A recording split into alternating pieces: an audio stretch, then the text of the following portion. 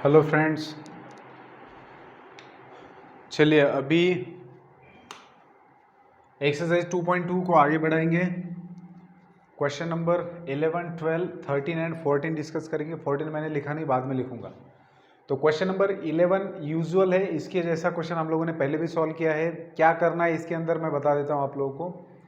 Solve ही करेंगे हम लोग। देखिए, हमें कॉट थीटा का वैल्यू दिया है, कितना है 3/4। और एक चीज़ दे रखी है कि थीटा जो है आपका वो 3π/2 से छोटा है और पाई से बड़ा है, ठीक है। और आपको वैल्यू किसकी निकालनी है? वैल्यू निकालनी है 4 times cosec theta plus 5 times cos theta. इसका आपको निकालना है वैल्यू। अब आपको अगर इस एक्सप्रेशन का वैल्यू निकालना है, इसका मतलब आपके पास कॉस थीटा का वैल्यू चाहिए, सॉरी कोसेक थीटा का वैल्यू निकालना है और कॉस थीटा का वैल्यू निकालना है। तो इस एक्सप्रेशन का वैल्यू निकालने के लिए आपको ये पता होना जरूरी, ये पता होना जरूरी, और ये कहाँ से निकालेंगे? तो इन दोनों की मदद से निकालेंगे। तो आपके पास एक रेशो दिया है, that is cot theta is equal to 3/4। अब कॉट थीटा 3/4 दिया है तो राइट एंगल ट्रायंगल निकाल सकते हैं हम लोग। राइट एंगल ट्रायंगल में ये आपका एक्यूट एंगल है थीटा। सो कॉट थीटा का मतलब क्या होता है? Adjacent side by opposite side. So इस थीटा का एडजेसेंट साइड हो गया 3 और ऑपोजिट साइड बन गया 4, ठीक है। अब आपका हाइपोटेनस आप निकाल सकते हो 16 + 9 25। 25 का स्क्वायर रूट आएगा 5, ठीक है। Hypotenuse square is equal to side 1 square plus side 2 square. Pythagoras theorem apply करके हम लोग हाइपोटेनस निकाल दिया। अब आप लोग कोसेक और कॉस का वैल्यू इस ट्रायंगल से निकाल सकते हो। सो कोसेक थीटा का वैल्यू रहेगा, कोसेक थीटा क्या होता है? Hypotenuse divided by opposite side, that is 4। And cos theta का वैल्यू होगा adjacent side 3 divided by hypotenuse, that is 5। अब एक और चीज आपको देखनी है यहाँ पर कि ये जो थीटा है that lies between pi and 3π/2। Pi का मतलब 180 डिग्री और 3π/2 मतलब 270 डिग्री। मतलब आपका जो एंगल है वो थर्ड क्वाड्रेंट में है। और अगर थर्ड क्वाड्रेंट में है तो जो आपने कोसेक और कॉस के वैल्यूज लिखे हैं तो इसको आपको साइन प्रॉपर देना जरूरी है। तो कोसेक और कॉस के वैल्यू तो यही रहेंगे, लेकिन साइन क्या रहेगा? देखिए, थर्ड क्वाड्रेंट के अंदर साइन और कॉस दोनों भी नेगेटिव होते हैं और उनके रेसिप्रोकल भी नेगेटिव होते हैं। तो कोसेक भी आएगा माइनस और कॉस भी आएगा माइनस। सो कोसेक और कॉस का वैल्यू आपको मिल जाएगा ये, ठीक है। सो कोसेक और कॉस का वैल्यू आपको मिल चुका है। तो अब हम लोग निकाल सकते हैं इस एक्सप्रेशन का वैल्यू। सो 4 इंटू कोसेक थीटा का वैल्यू आपके पास -5/4 प्लस 5 इंटू कॉस थीटा का वैल्यू -3π/4, और ये एक्सप्रेशन का वैल्यू हमें निकालना है। सो ये कैंसिल हो गया, बचा -5 -3 विच इज इक्वल टू -8, ठीक है। सो इस एक्सप्रेशन का वैल्यू आपको मिल चुका है -8। अब आगे बढ़ेंगे क्वेश्चन नंबर 12 की तरफ। अब 12 और 13 वाला क्वेश्चन सॉल्व करने के लिए हम थोड़ा सा थ्योरेटिकल पार्ट देख लेते हैं कि पोलर कोऑर्डिनेट सिस्टम क्या होता है, ठीक है। Cartesian coordinate system and polar coordinate system क्या होता है ये हम लोग देखेंगे। सो कार्टेशियन कोऑर्डिनेट सिस्टम हमें पता है क्या होता है। कार्टेशियन कोऑर्डिनेट सिस्टम बेसिकली किस चीज़ के साथ डील करता है कि आपके पास प्लेन में अगर कोई पॉइंट है, मतलब प्लेन के अंदर का कोई भी पॉइंट है, उसका अगर हमें पोजीशन एग्जैक्टली नोन करना है, पता करना है, तो हम लोग क्या करते हैं? कार्टेशियन कोऑर्डिनेट सिस्टम का हेल्प लेते हैं। ये चीज़ हमें पता है कि अगर मान लीजिए इस पॉइंट का मुझे पोजीशन चाहिए इस प्लेन के अंदर, तो मैं क्या करता हूँ? प्लेन को 2 परपेंडिकुलर लाइन से डिवाइड करता हूँ 4 हिस्सों में। तो ये हॉरिजॉन्टल लाइन बन जाती है एक्स एक्सिस और वर्टिकल लाइन बन जाती है वाई एक्सिस, ठीक है। तो ये आपको मिल गया एक्स एक्सिस और वाई एक्सिस। अब ये 2 परपेंडिकुलर लाइन से फिर आप क्या करते हो? इसके ऊपर मार्किंग करते हो, लाइन के ऊपर जो पॉइंट्स है उनको रियल नंबर के साथ एसोसिएट करते हो, और फिर आप उस पॉइंट से परपेंडिकुलर डालते हो हॉरिजॉन्टल लाइन पर, वर्टिकल लाइन पर परपेंडिकुलर डालते हो, और फिर आप इसके कोऑर्डिनेट्स लिखते हो x, y। दैट इज ये जो भी पॉइंट है इसको नाम दिया P, तो P के कोऑर्डिनेट्स होएगा। पहला कोऑर्डिनेट x कोऑर्डिनेट होता है, x कोऑर्डिनेट का मतलब y एक्सिस से आपका डिस्टेंस कितना है पॉइंट का, और y कोऑर्डिनेट मतलब x एक्सिस से डिस्टेंस कितना है। तो ये जो पॉइंट था आपके पास P नाम का, इस पॉइंट का आपने कोऑर्डिनेट लिखा reference to this coordinate system. अगर मान लीजिए आप x एक्सिस और y एक्सिस यहाँ पर लेते तो पॉइंट के कोऑर्डिनेट बदल जाते। इस x एक्सिस और y एक्सिस को रेफरेंस मान के इस पॉइंट के कोऑर्डिनेट जो है वो ये बन चुके हैं। लेकिन अगर हम इस पॉइंट का पोजीशन लिखने जा रहे हैं और रेफरेंस हम इस कोऑर्डिनेट सिस्टम का ले रहे हैं, तब तो आपका पॉइंट सेकंड कोऑर्डिनेट में चला जाएगा। इस कोऑर्डिनेट के हिसाब से, इस कोऑर्डिनेट सिस्टम के हिसाब से आपका पॉइंट फर्स्ट कोऑर्डिनेट में है। तो कार्टेशियन कोऑर्डिनेट सिस्टम बेसिकली करता क्या है? तो आपके प्लेन के अंदर जो पॉइंट है उसका पोजीशन आपको बताता है, लेकिन वो जो पोजीशन होता है वो रिलेटिव होता है। रिलेटिव का मतलब क्या? कि आपने जो भी कोऑर्डिनेट सिस्टम लिया है, कोऑर्डिनेट सिस्टम का मतलब क्या? जो भी आपका एक्स एक्सिस और वाई एक्सिस आपने जहाँ पर भी लिया है उसके रेफरेंस में आपको एड्रेस मिल रहा है पॉइंट P का। पॉइंट पी का आप लोकेशन एग्जैक्ट फाइंड आउट कर रहे हो। देखिए हमारे जितने भी एड्रेसेस होते हैं अर्थ के ऊपर के, ये सारे रिलेटिव होते हैं। हम लोग औरंगाबाद सिटी में रहते हैं, इसका मतलब क्या कि हमने पृथ्वी के ऊपर का एक हिस्सा है जो जिसको हमने इंडिया कहा है, ठीक है। फिर इंडिया के अंदर एक हिस्सा है जिसको हमने औरंगाबाद कहा है। हम खुद के घर का भी एड्रेस कैसे बताते हैं कि भैया इस मंदिर के नज़दीक आ जाओ, यहाँ पर बस स्टैंड है, यहाँ पर हॉस्पिटल है, इसके बैक साइड में है, थिएटर के आगे है, कुछ भी ऐसा हम लोग क्या करते हैं, रेफरेंस देते रहते हैं ना। तो घर का एड्रेस वही होता है, लेकिन रेफरेंस के हिसाब से आप उसको बता सकते हो। तो कोई कह सकता है कि मेरा घर यहाँ पर है, और कोई कह सकता है उसी घर का एड्रेस दूसरे के रेफरेंस में दे सकता है। मतलब मान लीजिए कि मैं मेरे घर का एड्रेस अगर बता रहा हूँ किसी स्कूल से रिलेटिव, कि स्कूल के पीछे मेरा घर है, और मुझे मेरे घर का एड्रेस मान लीजिए टेम्पल के रिलेटिव बताना है, तो मैं बताऊँगा टेम्पल के आगे मेरा घर है। तो घर का एड्रेस तो वही है, मतलब घर तो वहीं पर है, लेकिन उसका पोजीशन एक बार मैं स्कूल के रिलेटिव में बता रहा हूँ, एक बार टेम्पल के रिलेटिव में। तो मतलब क्या होता है कि जब आप पॉइंट का पोजीशन लिखते हो, मतलब पॉइंट का एग्जैक्ट पोजीशन आप फाइंड आउट करते हो प्लेन के अंदर, तब वो जो पॉइंट का पोजीशन होता है वो आप relative to X axis and Y axis बताते हो कि आपने जो एक्सिस लिए है वो किस हिसाब से लिए है, उसके हिसाब से आप पॉइंट का पोजीशन बताएंगे, ठीक है। उस हिसाब से आपके कोऑर्डिनेट्स आएंगे। अब ये तो कार्टेशियन कोऑर्डिनेट सिस्टम के बारे में हुआ। अब अगर आप बात करेंगे कि क्या कोई और एक ऐसी सिस्टम है कि जो हमें पॉइंट का पोजीशन बता सकती है, तो बिल्कुल है, जिसको कहा गया है पोलर कोऑर्डिनेट सिस्टम, ठीक है। Polar coordinate system. तो यहाँ पर थोड़ा सा सीन अलग है। वहाँ पर हम लोग क्या करते थे, पॉइंट का वाई एक्सिस और एक्स एक्सिस से डिस्टेंस लेते थे और दो कोऑर्डिनेट्स लिखते थे इस पॉइंट के लिए। मतलब भैया इन दो कोऑर्डिनेट के हिसाब से चलते रहोगे तो आप उस पॉइंट तक पहुँच जाओगे। तो ये कोऑर्डिनेट्स क्या, जैसे मान लीजिए इसका कोऑर्डिनेट है 2,3, तो ये क्या बताता है कि वाई एक्सिस से आप 2 यूनिट इतने डिस्टेंस पर चले जाइए राइट में, और एक्स एक्सिस से आप 3 यूनिट ऊपर चले जाइए, तो आपको क्या मिल जाएगा, वो पॉइंट मिल जाएगा, ठीक है। तो अब पोलर कोऑर्डिनेट सिस्टम क्या कहता है, पोलर कोऑर्डिनेट सिस्टम कहता है कि भैया हम लोग इन सब चीज़ों का यूज़ नहीं करेंगे, हमारे पास भी रहेगा, मतलब जो आपके कार्टेशियन कोऑर्डिनेट सिस्टम में आपका जो एक्स एक्सिस और वाई एक्सिस रहता था, तो पोलर कोऑर्डिनेट सिस्टम में क्या होता है कि ये जो आपका ओरिजिन है ना, इसको पोल माना जाता है ना। जो कार्टेशियन कोऑर्डिनेट सिस्टम का जो ओरिजिन होता है इसको हम लोग मानते हैं पोल, ठीक है। मतलब फिक्स पॉइंट ले लेते हैं कहीं पर भी। जैसे मान लीजिए मुझे इस पॉइंट का पोजीशन ढूंढना है, ठीक है, तो हम लोग क्या करेंगे, एक फिक्स पॉइंट ले लेंगे और एक हॉरिजॉन्टल लाइन निकाल देंगे उसके राइट में। तो ये हो गया मेरा पोल और ये हो गया मेरा पोलर एक्सिस, ठीक है। ये पोल है और ये पोलर एक्सिस है। अब क्या होगा, ये जो एक्सिस है ये रोटेट करेगा एंटी क्लॉकवाइज डायरेक्शन में, तो आपका जो रोटेशन होगा वो या तो कम से कम, अगर उस रोटेशन को मैं थीटा बोलता हूँ, तो मैक्सिमम रोटेशन होगा 360 के नीचे और मिनिमम होगा 0 या 0 के ऊपर। तो ध्यान में रखना है कि रोटेशन हमने 0 डिग्री शुरुआत में कंसिडर किया है, इसलिए 360 से स्ट्रिक्टली लेस देन का है। मतलब आपका जो रोटेशन है वो 360 से ज़्यादा नहीं ले सकते आप, ठीक है।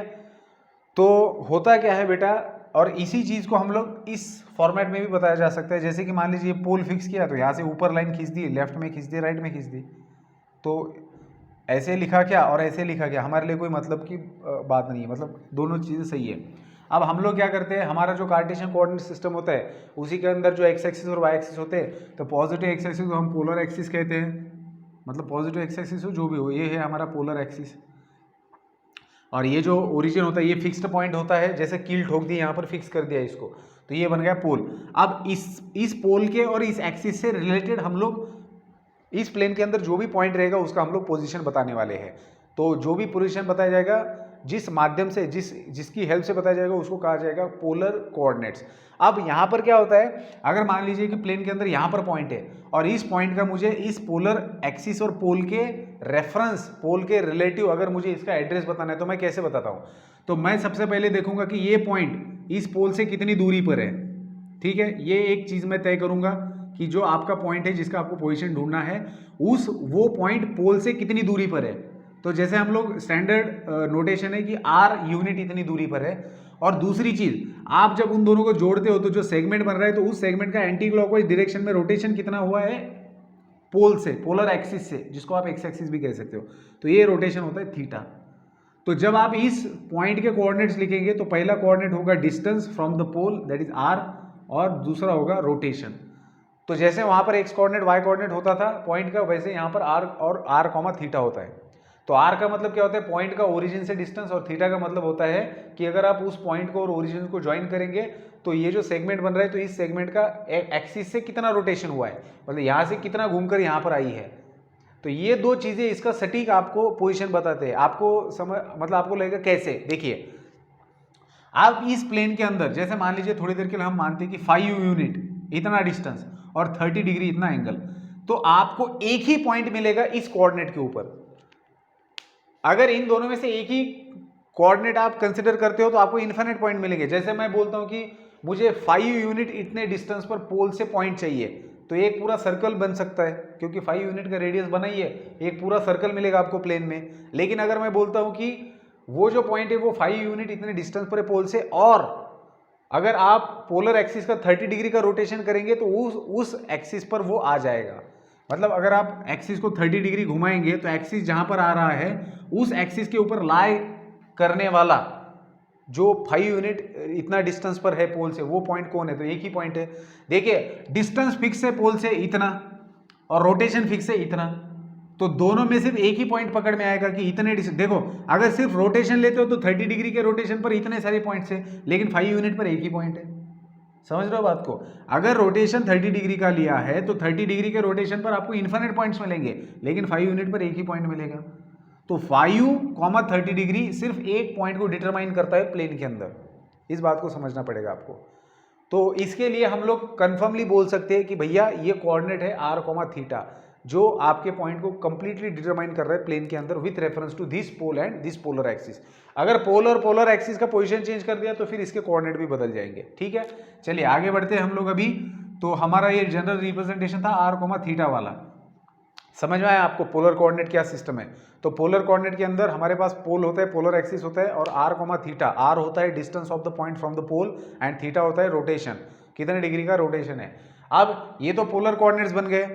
अब और इनका भी आप सीक्वेंस ध्यान में रखना, जैसे x कोऑर्डिनेट पहले होता है, y कोऑर्डिनेट बाद में होता है, वैसे distance of the point from the pole पहले लिखा जाता है और रोटेशन बाद में लिखा जाता है। अब सबसे इंपॉर्टेंट चीज, relation between Cartesian coordinate and polar coordinate, जिसके ऊपर ये दो क्वेश्चन डिपेंडेंट है। हम लोग अभी देखेंगे रिलेशन बिटवीन कार्टेशियन कोऑर्डिनेट्स,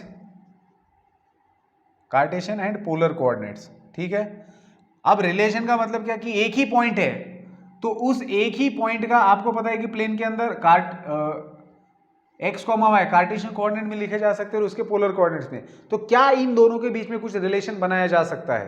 तो बिल्कुल बनाया जा सकता है। देखिए कार्टेशियन कोऑर्डिनेट का मतलब क्या होता है, इस पॉइंट से आप परपेंडिकुलर डालिए x एक्सिस के ऊपर, तो ये बन गया आपका y कोऑर्डिनेट, और इस पॉइंट का y एक्सिस से डिस्टेंस मतलब ये वाला डिस्टेंस, ये बन गया आपका x कोऑर्डिनेट। तो जब आप x और y कोऑर्डिनेट लिखते हो तो बेसिकली वो क्या होता है, ये डिस्टेंस होता है जो आपका एक राइट एंगल ट्रायंगल बनाता है, और आपका r क्या होता है, उसी राइट एंगल ट्रायंगल का हाइपोटेनस होता है। तो अगर मान लीजिए आपके पास कार्टेशियन कोऑर्डिनेट्स दिए हुए हैं तो उससे आप r आराम से फाइंड आउट कर सकते हो। कैसे? पाइथागोरस थ्योरम यूज करके। सो आपको r और x, y के बीच का रिलेशन मिल गया क्या, कि पाइथागोरस थ्योरम से आप लिख सकते हो r² = x² + y²। That is आपको r का वैल्यू मिल जाएगा रूट के अंदर x² + y²। समझे बात को? तो इस राइट एंगल ट्रायंगल में आपको r का वैल्यू मिल रहा है √(x² + y²).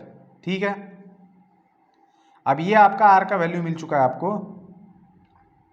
अब मतलब ये वैल्यू, अब ये रिलेशन कब यूज करेंगे, अगर आपको कार्टेशियन कोऑर्डिनेट दिया है और आपको पोलर कोऑर्डिनेट फाइंड आउट करना है, r फाइंड आउट करना है, तो x और y की हेल्प से आप r निकाल सकते हो। लेकिन अगर मान लीजिए कि आपको r दिया है और थीटा दिया है और x एंड y निकालना है, तो कैसे निकालेंगे? तो देखिए उसके लिए हम लोग क्या कर सकते हैं। सबसे पहले हाँ, अब ये जो कार्टेशियन कोऑर्डिनेट है दिए हुए, इसकी हेल्प से आपने r तो निकाला, लेकिन थीटा कैसे निकालेंगे? तो देखिए राइट एंगल ट्रायंगल है, ट्रिग्नोमेट्रिक रेशियो ऐसा यूज करो कि जिसमें y और x दोनों आ जाए। तो इस राइट एंगल ट्रायंगल में अगर मैं इसका टेंजेंट रेशियो लेता हूँ, दैट इज tan थीटा लेता हूँ, तो tan थीटा क्या मिलेगा, opposite side by adjacent that is y/x। तो आपको y और x पता है, इसका वैल्यू डालो तो आपको थीटा मिल जाएगा, है ना। So that is theta is equal to tan inverse of y/x बोल सकते हो, इसको पढ़ा जाता है tan इनवर्स। ठीक है, सो ऐसे आप थीटा का वैल्यू निकाल सकते हो। तो ये रिलेशन है कार्टेशियन कोऑर्डिनेट और पोलर कोऑर्डिनेट के बीच में। अगर आपको कार्टेशियन कोऑर्डिनेट्स दिए हैं तो आप पोलर कोऑर्डिनेट्स इस रिलेशन का यूज करके निकाल सकते हो, आर इस रिलेशन का और थीटा इस रिलेशन का। देखिए क्वेश्चन भी है, find the polar coordinates of points whose Cartesian coordinates are. देखिए कार्टेशियन कोऑर्डिनेट्स यहाँ पर दिए हैं, आपको पोलर कोऑर्डिनेट निकालने तो इसका यूज करेंगे। इसके उल्टा अगर मान लीजिए आपको कार्टेशियन कोऑर्डिनेट्स निकालने हैं, अगर पोलर कोऑर्डिनेट्स दिए हैं, यहाँ पर कार्टेशियन कोऑर्डिनेट दिए थे, एक्स और वाई पता था तो आर और थीटा निकाला। अब आपको आर और थीटा पता है तो एक्स और वाई कैसे निकालेंगे? बहुत आसान है। देखिए इस ट्रायंगल में आप कॉस थीटा का रिलेशन लिखिए। कॉस थीटा को आप लिखेंगे एक्स बाय आर और साइन थीटा को लिखेंगे आप वाई बाय आर। तो इससे आपको क्या मिल रहा है? दिस इंप्लाइज एक्स का वैल्यू आप क्या लिख सकते हो? R into cos theta. X का वैल्यू आपको क्या मिला? R into cos theta. And Y का वैल्यू आपको क्या मिला? R into sine theta. ठीक है, सो एक्स और वाई का वैल्यू आपको मिल चुका है इस प्रकार से। X is equal to are cos theta मिला और Y is equal to are sine theta मिला है। तो अगर आपको आर पता है और थीटा पता है तो आप एक्स का वैल्यू निकालेंगे, आर पता है थीटा पता है तो आप वाई का वैल्यू निकालेंगे। तो एक्स है आपके लिए आर कॉस थीटा और वाई है आपके लिए आर साइन थीटा। ठीक है, सो इस प्रकार से आपको एक्स और वाई के वैल्यू मिल चुके हैं। तो ये दो रिलेशन है जो बताते हैं कार्टेशियन। पहले तो हमने देखा पोलर कोऑर्डिनेट सिस्टम क्या है और बाद में हमने देखा relation between Cartesian and polar coordinate system. तो इन रिलेशन को अच्छे से ध्यान में रखेंगे तो आप कार्टेशियन कोऑर्डिनेट्स दिए तो पोलर कोऑर्डिनेट फाइंड आउट कर सकेंगे, पोलर दिए तो कार्टेशियन फाइंड आउट कर सकेंगे। तो चलिए अब हम आगे बढ़ते हैं क्वेश्चंस की तरफ। इसको मैं हटा देता हूँ, आप लोग पॉज करके लिख सकते हो।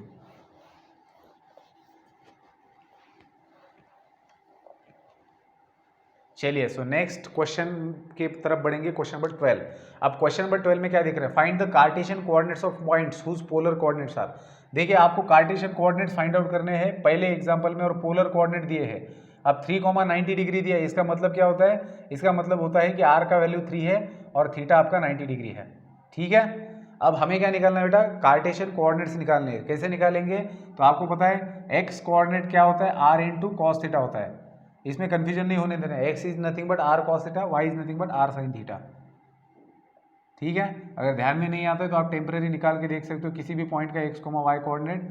तो आप राइट एंगल ट्रायंगल ड्रॉ कर सकते हो ऐसे, तो आपको पता चलता है ये वाई है, एक्स है और ये थीटा है। तो कॉस थीटा क्या होगा? एक्स बाय आर, और साइन थीटा क्या होगा? Y by r. तो y is equal to are sine theta, x is equal to are cos theta. निकाल के देख सकते हो अगर कन्फ्यूजन है तो। आप सिंपली आर का वैल्यू रखेंगे 3, थीटा का वैल्यू रखेंगे 90। सो कॉस 90 का वैल्यू 0 आता है तो ये 0 बन जाएगा। वैसे भी अगर आप देखेंगे तो रोटेशन 90 डिग्री का दिख रहा है, मतलब पोलर एक्सिस रोटेट होके यहाँ पर आ रहा है, मतलब वाई एक्सिस के ऊपर आपका पॉइंट है, सिंपल है। और कितने यूनिट पर है? 3 यूनिट पर है। तो ये तो क्लियरली पता चल जाता है कि कोऑर्डिनेट क्या बनेगा, फिर 0,3 कोऑर्डिनेट रहेगा। लेकिन फिर भी ठीक है, हम लोग फॉर्मूला का यूज़ करेंगे तो एक्स कोऑर्डिनेट मिला 0 और वाई कोऑर्डिनेट निकाल रहे 3 इंटू साइन 90। साइन 90 का वैल्यू 1 आता है, so 3 into 1 is 1। So X is equal to 0, Y is equal to 3। Therefore coordinates क्या बन गए? 0,3। ये आपके कोऑर्डिनेट्स है। चलिए आगे बढ़ेंगे हम लोग। नेक्स्ट क्वेश्चन है जिसके अंदर, इसी के अंदर का सेकंड, पोलर कोऑर्डिनेट दिए 1,180 डिग्री। तो ये आपका आर है और ये आपका थीटा है 180 डिग्री। सो एक्स कोऑर्डिनेट आपको निकालना है, that is R cos theta. So R का वैल्यू है 1 और कॉस 180 का वैल्यू होता है -1। सो 1 इंटू -1 बन गया। And Y is equal to are sine theta. So R का वैल्यू है 1, साइन 180 का वैल्यू आता है 0। सो आपको मिल गया 0। सो आपका कोऑर्डिनेट बन गया -1,0। अगर आप सीधा भी देखते तो रोटेशन 180 डिग्री का है, मतलब यहाँ से घूमकर यहाँ पर आ रहा है और 1 यूनिट इतना दूर है। तो मतलब इसका, इस पॉइंट का, ये पॉइंट आपका यहाँ पर है नेगेटिव एक्स एक्सिस के ऊपर, तो इसके कोऑर्डिनेट क्या रहेंगे? -1,0। डायरेक्टली भी लिख सकते हो, लेकिन रिलेशन का यूज़ करके इस तरीके से आएगा। ठीक है, आगे बढ़ेंगे क्वेश्चन नंबर 13 की तरफ। 13 के अंदर थोड़ा सा इंपॉर्टेंट है, ध्यान देना। जब बात करते हैं हम लोग पोलर कोऑर्डिनेट्स निकालने की, ठीक है ना, तो यहाँ पर कार्टेशियन कोऑर्डिनेट्स दिए हैं आपको। फर्स्ट एग्जांपल लेता हूँ मैं 13 के अंदर का। देखिए कार्टेशियन कोऑर्डिनेट क्या क्या दिए हैं? 5,5 दिए हैं। इसका मतलब एक्स कोऑर्डिनेट 5 है, वाई कोऑर्डिनेट भी 5 है। तो ये आपके कार्टेशियन कोऑर्डिनेट है, आपको निकालना है आर का वैल्यू। ठीक है, so R is equals to कैसे आएगा? X square plus Y square. ठीक है, आर को निकालने में तो कोई दिक्कत नहीं, सबसे आसान आर को निकालना होता है। सो एक्स का स्क्वायर 25, वाई का स्क्वायर 25। सो ये बन गया 50। सो इसको आप 50 को लिख सकते हो 25 into 2, that is 5√2। So R का वैल्यू आपको मिला 5√2। अब आपको निकालना है बेटा tan थीटा। tan थीटा है आपके पास y बाय एक्स। वाई का वैल्यू है 5, एक्स का वैल्यू है 5। So 5/5 1। So tan theta is equal to 1 मिला। तो ऐसा कौन सा एंगल है जिसके tan की रेशो का वैल्यू 1 आता है? तो यहाँ पर आपको एक और चीज़ देखनी है कि आपके एक्स और वाई कोऑर्डिनेट के कोऑर्डिनेट्स कौन से हैं, क्योंकि हर बार जरूरी नहीं कि आपका एंगल एक्यूट एंगल हो। देखिए आप जैसे मान लीजिए कि अगर यहाँ पर कोऑर्डिनेट कुछ अलग होते, मतलब नेगेटिव पॉजिटिव कुछ साइन होते, तो आपको उस हिसाब से सोचना पड़ेगा कि आपका एंगल सेकंड कोऑर्डिनेट में से होगा, थर्ड के। अब क्योंकि यहाँ पर दोनों कोऑर्डिनेट्स पॉजिटिव है तो 100% कोऑर्डिनेट जो रोटेशन रहेगा, जो एंगल आएगा वो फर्स्ट कोऑर्डिनेट से ही होगा, क्योंकि दोनों भी कोऑर्डिनेट्स कैसे हैं, पॉजिटिव है। सो हम यहाँ पर लिख सकते हैं that is tan theta is equal to 1 की जगह हम लिख सकते हैं tan 45 डिग्री। तो ये हमें बताएगा कि थीटा आपका 45 डिग्री है। ठीक है। सो अगर ये आपके कार्टेशियन कोऑर्डिनेट्स है तो इसी पॉइंट के, जिस पॉइंट के कार्टेशियन कोऑर्डिनेट्स है उसी पॉइंट के पोलर कोऑर्डिनेट्स बन गए 5, √2 एंड 45 डिग्री। ठीक है। पहले लेंथ लिखेंगे, distance of that point from the pole, और फिर लिखेंगे रोटेशन। ठीक है। चलिए आगे बढ़ेंगे। क्वेश्चन नंबर सेकंड भी सेम है। क्या है? 1, √3 दिया है। सो एक्स कोऑर्डिनेट है 1, वाई है √3। तो इसका स्क्वायर करना है, तो 1 का स्क्वायर बनेगा 1, √3 का स्क्वायर बनेगा 3। सो 1 + 3 बनेगा 4, 4 का स्क्वायर आएगा 2। ठीक है। सो आर का वैल्यू आएगा 2। अब tan थीटा निकलना है y/x that is √3/1। So value आपको मिल रहा है √3। ठीक है। सो tan थीटा का वैल्यू आपको मिल गया है √3। अब आपको सोचना है कि tan के कौन से एंगल का वैल्यू √3 आता है। सो tan 60 का वैल्यू आता है। सो थीटा बन जाएगा 60। अब क्योंकि यहाँ पर दोनों भी पॉजिटिव है तो मुझे समझ में आ गया कि जो भी आपका रोटेशन रहेगा वो फर्स्ट क्वाड्रेंट में ही रहने वाला है, दोनों पॉजिटिव है। ठीक है। अब बढ़ते हैं आगे क्वेश्चन नंबर 3 की तरफ।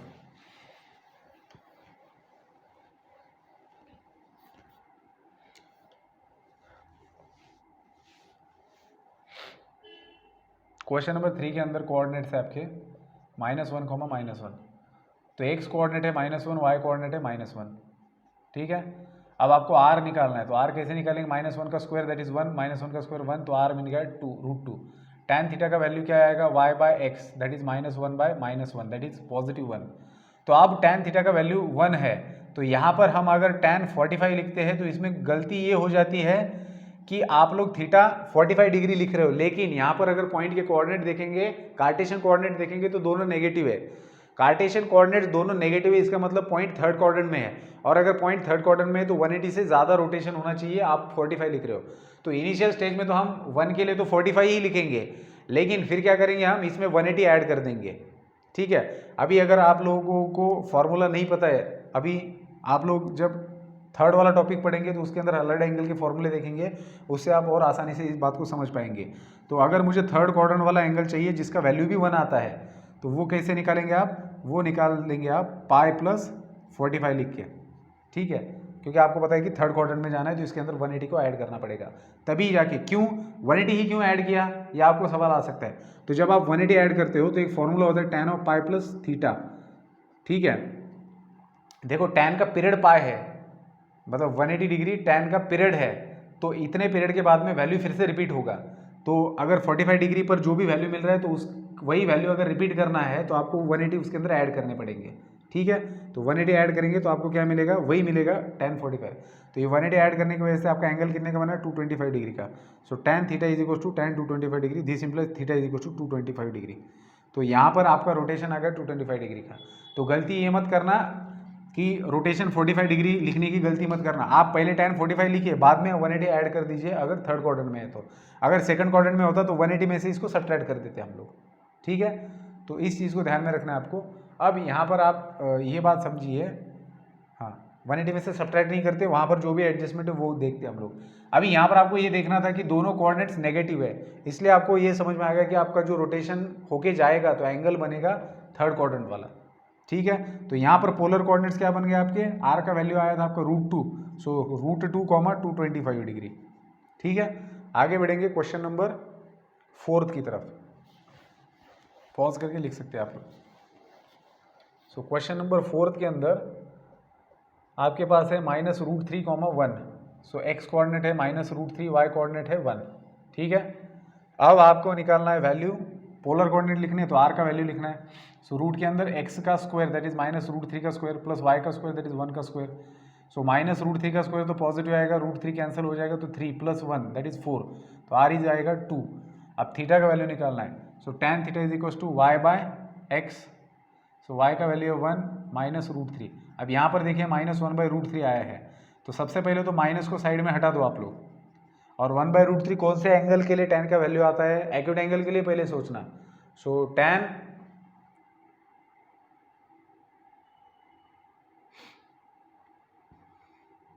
30 के लिए आता है, सो आप यहाँ पर tan 30 लिख दीजिए, ठीक है। अब हम लोग क्या करें, हमें अब इसके तरफ देखिए, एक्स कोऑर्डिनेट नेगेटिव और वाई कोऑर्डिनेट पॉजिटिव, ये कहाँ पर होता है, ये सेकंड क्वाड्रेंट में होता है। एक्स कोऑर्डिनेट नेगेटिव और Y coordinate positive second quadrant में होता है, मतलब एंगल जो रहेगा वो 90 और 180 के बीच का होना चाहिए रोटेशन। तो 90 और 180 का बीच का एंगल जो अगर आपको चाहिए तो आप लोग क्या कर सकते हो, आप लोग इसको लिखेंगे tan of pi minus theta. तो इससे क्या होता है, देखिए tan of pi minus theta में क्या होता है, ये बराबर होता है -tan 30 के, ठीक है। तो ये कैसे होता है, ये आप लोगों को अगले टॉपिक के अंदर समझ में आएगा, अलाइड एंगल के अंदर, कि जब भी रेशो यहाँ पर पाई आता है तो रेशो वही रहता है, और आप इसको लिखते हो tan 30, और ये कौन से क्वाड्रेंट में जा रहा है, सेकंड में। सेकंड में tan नेगेटिव होता है तो ये नेगेटिव बन जाता है, तो इसको आप इससे रिप्लेस कर सकते हो। तो आप अभी यहाँ पर इतना ही ध्यान में रखिए कि भैया यहाँ पर ये सेकंड क्वाड्रेंट में था, दिख रहा है सेकंड क्वाड्रेंट में, तो 30 की जगह हमने पाई में से उसको सब्ट्रैक्ट कर दिया ताकि ये सेकंड क्वाड्रेंट में आ जाए। देखो पाई प्लस तो नहीं कर सकते हम इसके अंदर, पाई प्लस 30 नहीं लिख सकते क्योंकि वो थर्ड क्वाड्रेंट में चला जाएगा, ठीक है। और 90 प्लस क्यों नहीं रख सकते वो भी आप समझिए, ठीक है ना। तो उसके अंदर रेशो चेंज हो जाता है, ठीक है ना। तो ये पेरियोडिसिटी के वजह से हम लोग ऐसे करते हैं। तो अभी तो ये कितने डिग्री का एंगल बन जाएगा, पाई मतलब 180 माइनस 30 कितना बनेगा, 150 degree. So tan theta is equal to 150, दोनों तरफ tan है तो theta is equal to 150 degree. So therefore आपको समझ में आ गया होगा कि इसके जो कोऑर्डिनेट्स रहेंगे वो r, थीटा दैट इज 2, 150, ठीक है। तो यहाँ पर ये क्वेश्चन नंबर 13 खत्म हो जाता है। क्वेश्चन नंबर 14 आसान है, मैं एक बार लिख देता हूँ फिर हम लोग डिस्कस करेंगे, तो फिर बाद में नेक्स्ट वीडियो में क्वेश्चन नंबर 15 डिस्कस किया जा सकता है। क्वेश्चन नंबर 14 में लिखता हूँ अभी। चलिए बेटा, तो इसमें देखिए जो 14th क्वेश्चन है उसके अंदर क्या पूछा है आपको इन ट्रिग्नोमेट्रिक रेशियोज के वैल्यू निकालने हैं इन एंगल्स के लिए। अब मैं इसके अंदर कुछ बताने जैसा है नहीं। सबसे पहले तो आप क्या कीजिए, इस रेडियन वाले एंगल को कन्वर्ट कीजिए डिग्री में। 19 पाई 3 लिखा है, इसको रेडियन में डिग्री में कन्वर्ट करने के लिए 180 पाई से मल्टीप्लाई करेंगे तो ये 60, तो ये बन जाएगा 1140, ठीक है। सो अब 1140 आया है तो आपको पता है इस एंगल का साइन रेशो कैसे निकाला जाता है, इसको 360 से डिवाइड करो और जो रिमाइंडर रहेगा वो एक्चुअल में आपका एंगल रहेगा। क्यों, देखिए 360 के कितने रोटेशन बना रहे हो आप, 360 से अगर इसको डिवाइड करेंगे तो 360 2 जा 3 जा, आपने पता है 360 3 जा कितना होता है 1080। सो 1140 में से 1080 अगर हटा दिए जाएंगे, 1080 का हटाने का मतलब हम लोग 3 राउंड हटा रहे हैं क्योंकि ये को टर्मिनल एंगल बनने वाला है। 360 जितने भी 360 के आएंगे वो कंप्लीट हटाए जाएंगे, तो बचता क्या है फिर आपके पास 60 डिग्री का एंगल बचता है। मतलब ओरिजिनली ये एंगल 1140 और 60 डिग्री का इक्वल एंगल है, क्योंकि 60 डिग्री में अगर आप तीन रोटेशन मिक्स कर देते हो तो 1140 मिल जाता है, तो दोनों को टर्मिनल एंगल है। तो 60 के लिए निकालो, वही आपका 1140 का भी रेशो का वैल्यू रहेगा। सो साइन 60 का वैल्यू कितना आता है √3/2, तो इसका भी वैल्यू रहेगा √3/2। तो इसको भी ऐसे ही कर दो, ये तो सीधा दिया हुआ है, तो इसके cos 60 का वैल्यू 1/2 आएगा, इसका 1/2 आएगा। सेम तरीके से इसको भी सॉल्व करो, ठीक है। सो ये था एक्सरसाइज 2.2 का 14th वाला क्वेश्चन। अब इसके बाद के जो क्वेश्चन है वो प्रूफ्स वाले हैं। क्वेश्चन नंबर 15 ही बचता है जिसके अंदर 12 क्वेश्चन दिए हुए हैं, तो इन सबको डिस्कस किया जाएगा एक वीडियो के अंदर, ठीक है। नेक्स्ट वीडियो में उसको डिस्कस करेंगे हम लोग, तो मिलते हैं नेक्स्ट वीडियो के अंदर। Good bye.